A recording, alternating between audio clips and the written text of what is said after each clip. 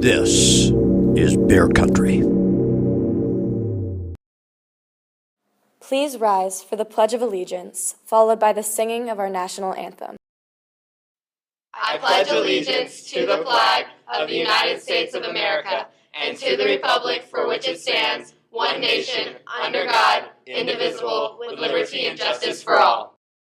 Oh, say, can you see by the dawn's early light what so proudly we hailed at the twilight's last gleaming, whose broad stripes and bright stars through the perilous fight o'er the ramparts we watched were so gallantly streaming, and the rocket's red glare, the bombs bursting in air, gave proof through the night that our flag was still there.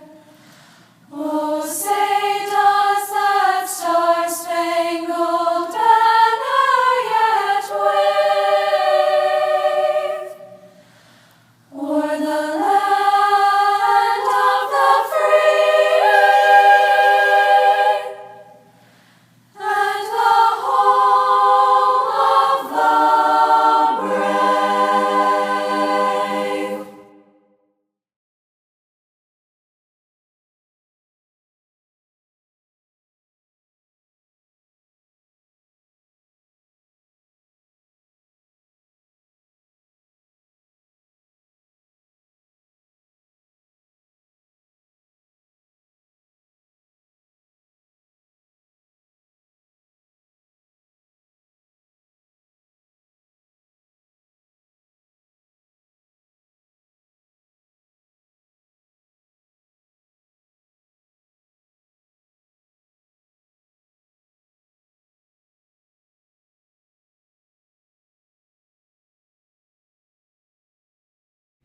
So, 9/11.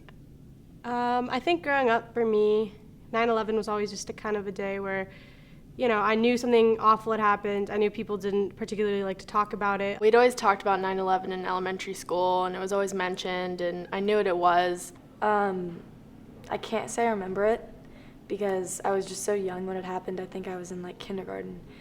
And I just remember my mom, I went home that day, and I remember my mom just telling me something's happened. I think as days go by, it's just easy to forget, like with the Pledge of Allegiance, for example. I feel that I don't think about 9/11 every single day when I say it. It's not something that I really take much consideration into. There's no weight on my shoulders when I do it, and I don't really, whenever I'm saying the pledge, I'm thinking about something else, not thinking about America, not thinking about 9/11, and it's just more of something that you do in the morning. I think we forget because we have so much stuff competing for our attention. A lot of people, as time goes by, things become normal. To be honest, and I would say this is the case for most people, we just stand because we have to and recite our pledge. It's not something we're consciously thinking about. I don't think we're being very patriotic at the time that we're saying it. I remember my mom was watching TV in the kitchen, and I knew my dad worked in the city, and he works in the World Trade Center. He worked in it, and I remember that she couldn't call him because cell coverage wasn't working that day, and I remember she was worried. This just in, you are looking at obviously a very disturbing live shot there. That is the World Trade Center, and we have unconfirmed reports this morning that a plane has crashed into one of the towers of the World Trade Center. The CNN Center right now is just beginning to work on this story, obviously calling our sources and trying to figure out exactly what happened, but clearly something relatively devastating happening this morning there.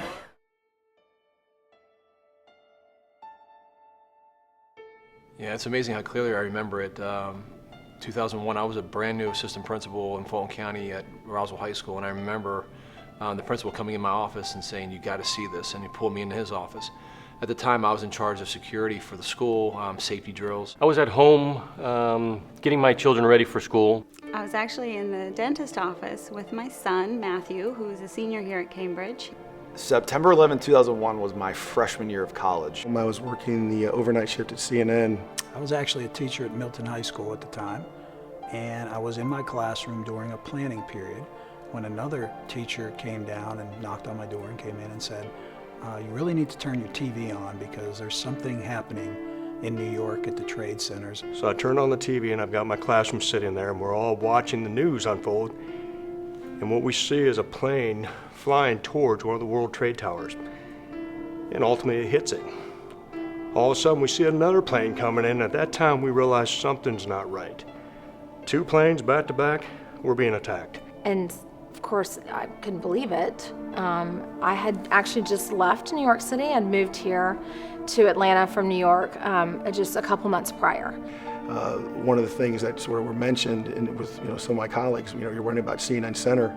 Because of its global presence, you wondered, was the next plane out of the sky going to run into CNN Center?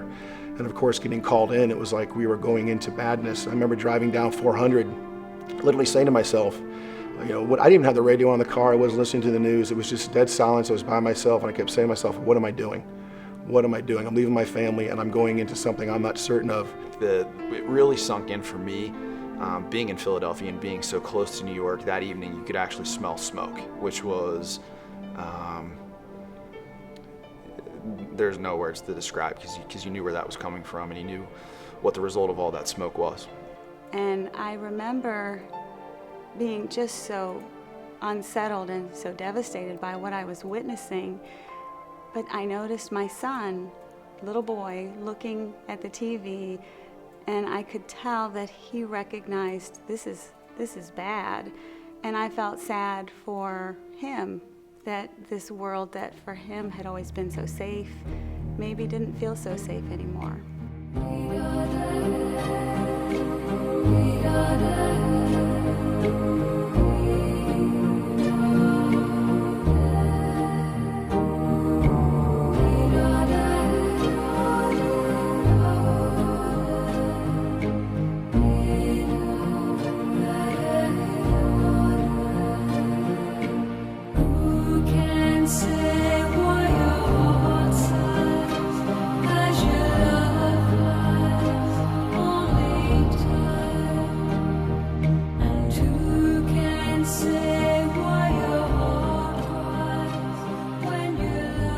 It's a feeling that you never want to feel. It was just this, it was fear. It was fear of what might happen or what could happen, and that, this is the world that we now live in. That morning, you wake up, it's a normal day, you're going into work, and here it is, I'm going, I sort of have some foresight here. This is not a normal situation. Yet, got called in, had to go. It's your job, you gotta do what you gotta do. News doesn't stop. And got into the control room, and I remember we had the static shots up of the anchor, and just given the report, and for about 5 minutes there in the control room, we sort of stepped outside ourselves, and the people that were bringing you television sort of, were human for a second. September 11, 2001, it had an impact on me that day. What drove me, my commitment to my country, being a prior Marine, I felt the need for service again. And in 2008, I returned to Iraq to train the Iraqi police force. It was a sense of pride, a sense of civic duty. I think that there was a sense of patriotism, nationalism, whatever you want to call it, that ran through Americans for quite some time after that. But then, it kind of faded away.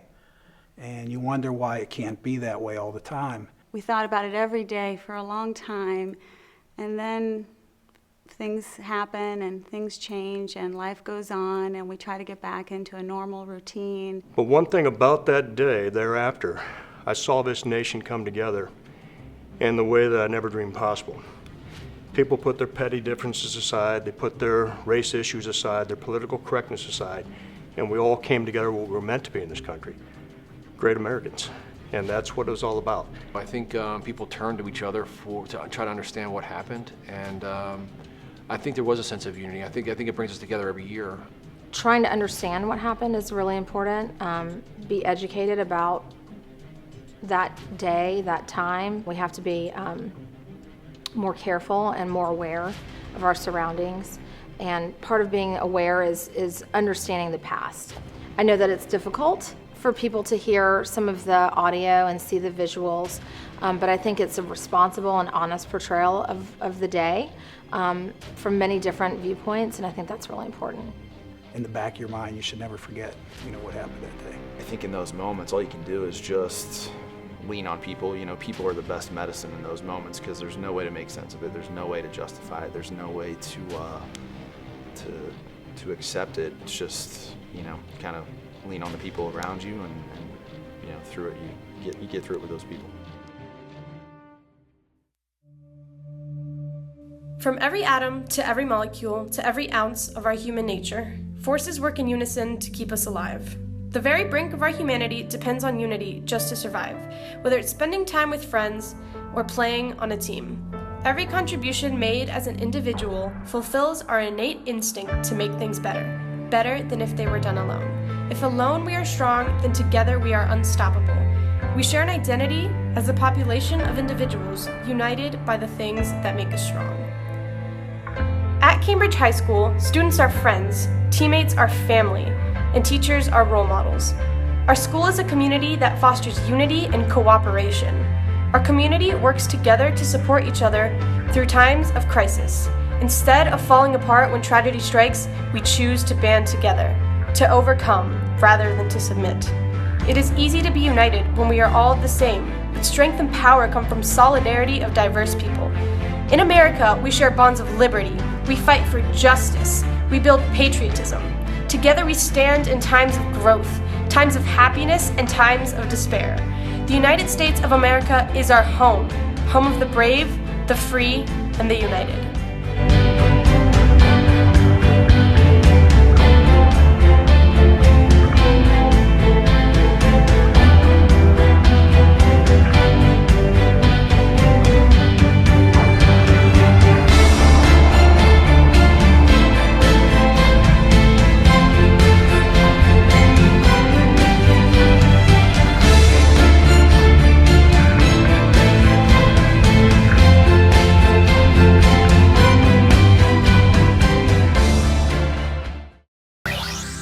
This is Bear Country.